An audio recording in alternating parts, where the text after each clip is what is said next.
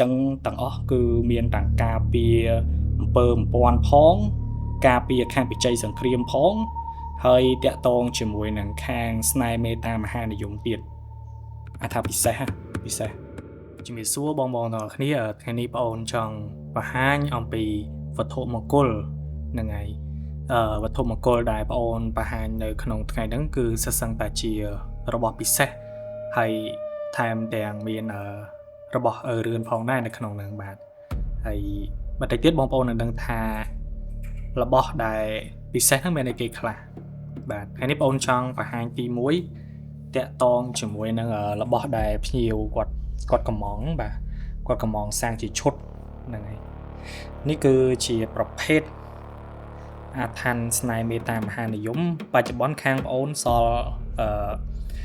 មិនដល់20ខ្សែទេបងប្អូនជាប្រភេទអាឋានក្រហមសុទ្ធណា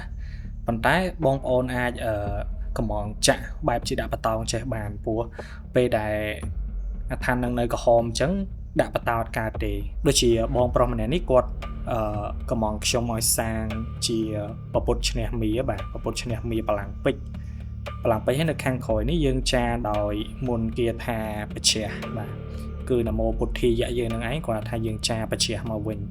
ហ្នឹងហើយដើម្បីបជ្ជះអំពើហើយទៀតសោតព្រះអង្គឈ្នះមាដូចបងប្អូនបាននឹងស្រាប់ហើយគឺខាងពិជ័យសង្គ្រាមក៏ត្រូវដែរហ្នឹងហើយខាងអំពើអំពាន់មេត្តាមហានិយមអីនឹងឯងស្រេចទៅលើគ្រូបច្ចោះហ្នឹងហើយគ្រូបច្ចោះហើយគ្រប់ព្រះអង្គក៏ដូចជាអាឋាននីមួយៗគឺខ្ញុំយកទៅឲ្យលោកគ្រូធំគាត់ប្រសិទ្ធិអីរួចហើយបាទខ្ញុំដាក់ជាវជូនបងប្អូនអញ្ចឹងណាបាទបងប្អូនឃើញនេះមិនមែនផ្លាកទីទេណាបាទស្រោបនេះគឺស្រោបជាប្រភេទស្ពាន់បាទស្ពាន់តែ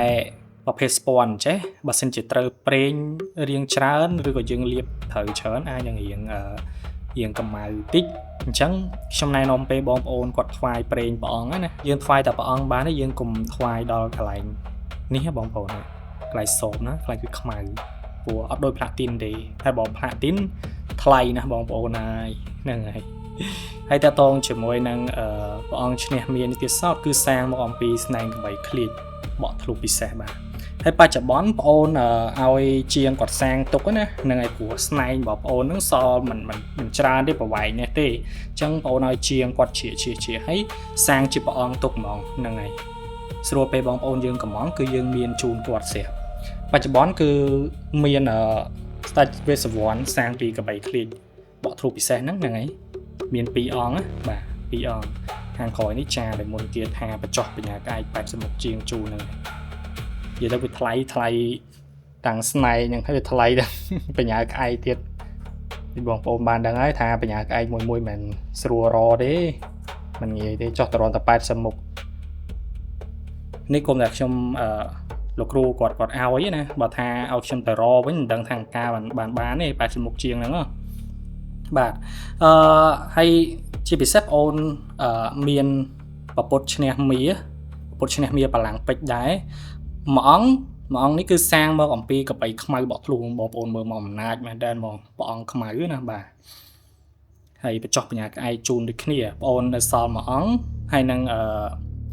កបីឃ្លៀចបកធ្លុះពិសេសនេះសល់មួយអង្គដែរបាទចាមុនគាថាបជាដូចគ្នានឹងហើយកន្លែងនេះបងប្អូនឃើញមិនមែនបែកទេណាបាទមិនមែនប្រេះណា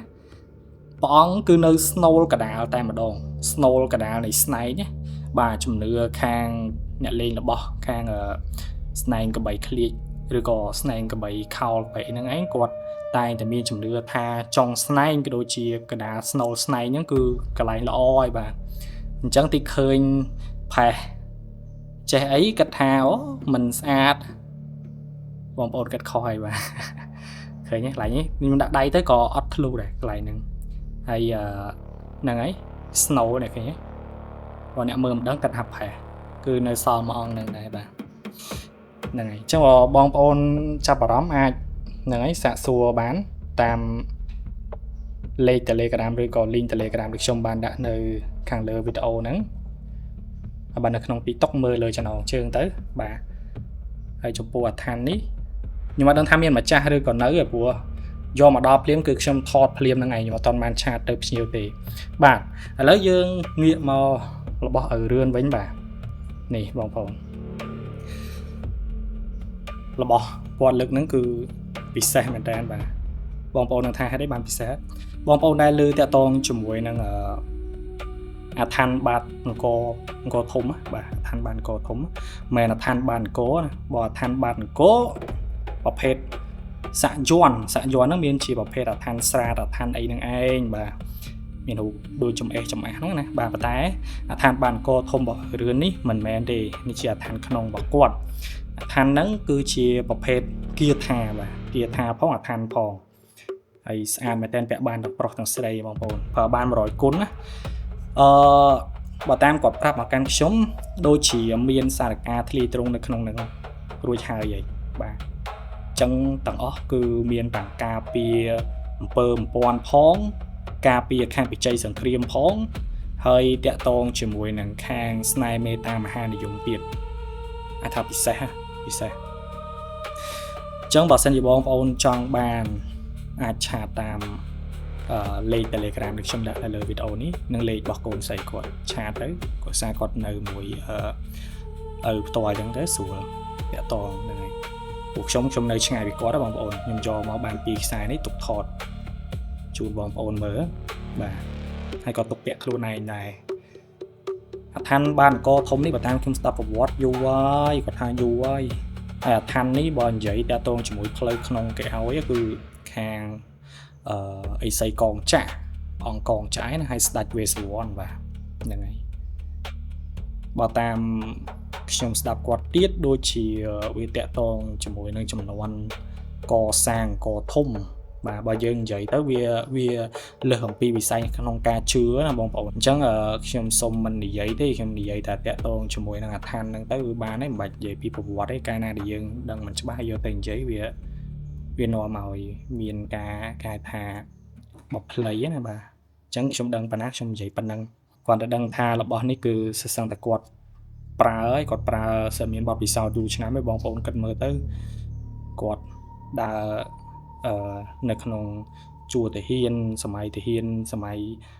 ខ្មែរក្រហមសម័យអីហ្នឹងគឺគាត់ដើរហើយបាទអញ្ចឹងទៅគាត់មានបទពិសោធន៍ច្រើននៅក្នុងការប្រើរបស់អស់នេះហើយមិនថាយើងកូនសិស្សគាត់យើងចេះតែនិយាយថារបស់ហ្នឹងប្រកែមែនទេដោយសាររបស់ហ្នឹងក៏ខ្ញុំធ្លាប់ប្រើពីមុនដែរបាទដូចជាឋានបាតទលេសាបឋានបាតភ្នំអីហ្នឹងសឹងតែជារបស់ពិសេសហើយបាទចឹងបើសិនជាបងប្អូនមានចំណាប់អារម្មណ៍អីអាចឆាតតាមហ្នឹងទៅហ្នឹងហើយឆាតសាកសួរតាមហ្នឹងពេលខ្លះខ្ញុំអត់សូវបានតបទេបងប្អូនអើយបើសិនជាបងប្អូនឆាតមករៀងយូរឲ្យបានខ្ញុំបានចូលតបបាទដោយសារខ្ញុំរវល់ការងារដូចគ្នាយើងមិនបដោតដាក់ជាវលើរបស់នេះទេរ